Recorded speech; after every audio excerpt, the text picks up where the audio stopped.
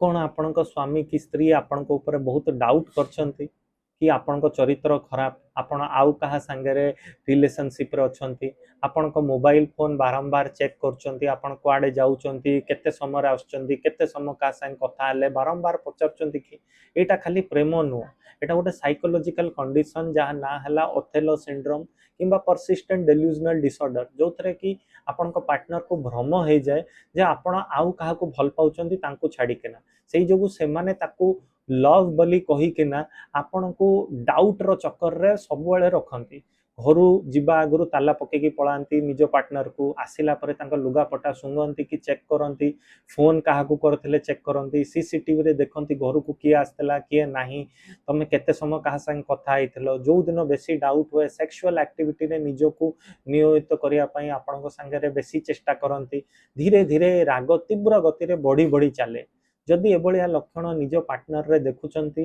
तो निश्चिंत भावन्तु कि आखपाखर मनोचिकित्सक किंबा ऑनलाइन रीच आउट करंतु। एंटीसाइकोटिक आ काउंसलिंग द्वारा एटा को रिवर्स करबा संभव।